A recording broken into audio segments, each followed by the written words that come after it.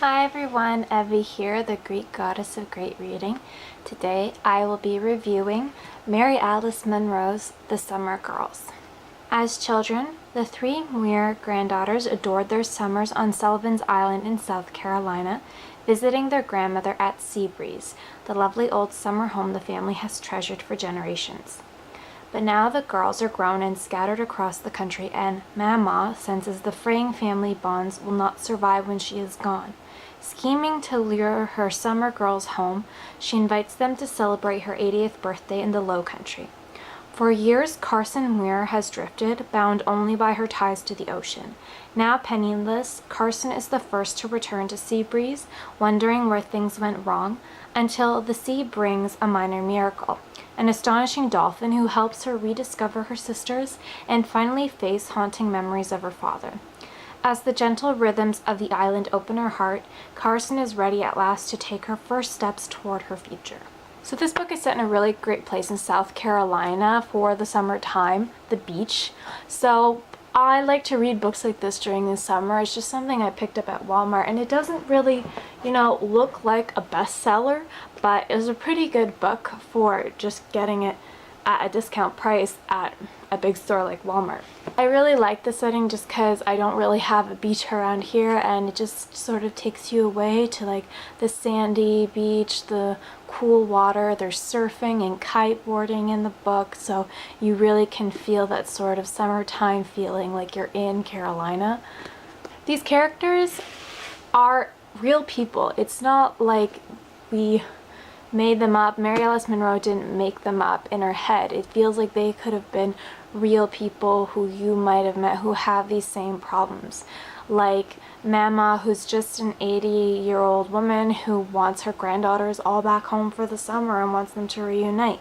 And then there's her friend and housekeeper, Lucille, who's just, I'm not sure if she's a black woman. Just the way she talks, it sounds like she's an elderly black woman because she was their housekeeper. She was hired as their housekeeper back when the grandmother was a young girl, so quite a long time ago, and it could be when black people were still being hired as housekeepers and servants and such. Dora, the eldest sister, is very interesting. Sometimes you don't like her a lot because she's going through a lot of stuff and it makes her lash out and angry with the world.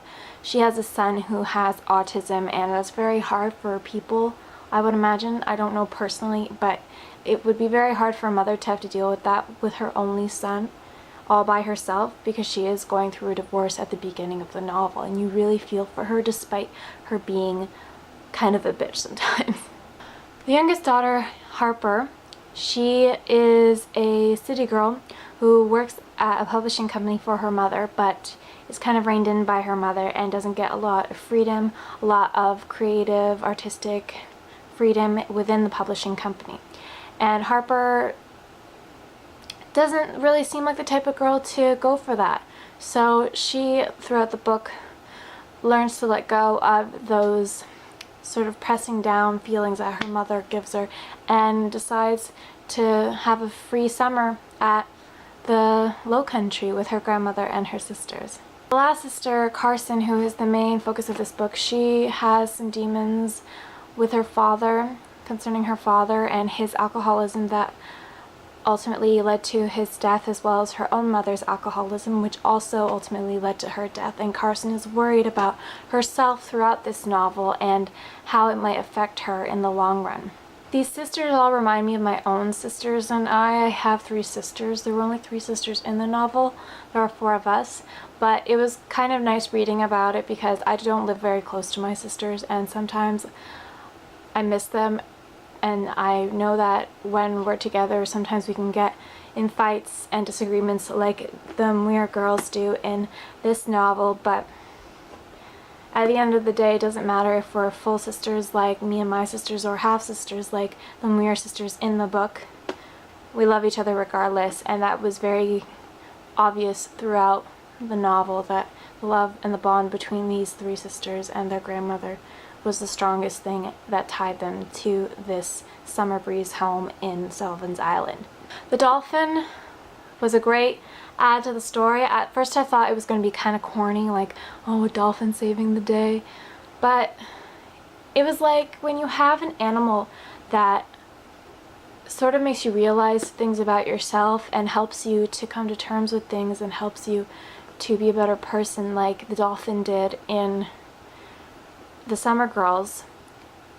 I really enjoyed that. The dolphin helped her to become more grounded and settled, because Carson was always flitting about places because she was an actress in Hollywood and always wanted to travel, always wanted to go somewhere else because of how she was with her father when they were younger and always going from one place to another.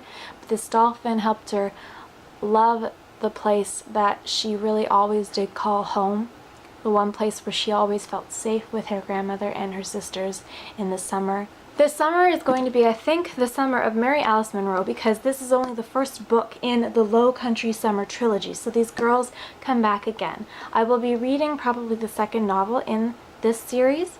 Right now I am reading a different novel. It also has a summer theme, but it pretty much, I think the rest of my summer will involve Mary Alice Munroe novels, because they all have really good summer themes. So I look forward to talking to you guys again. See you next time, and keep reading.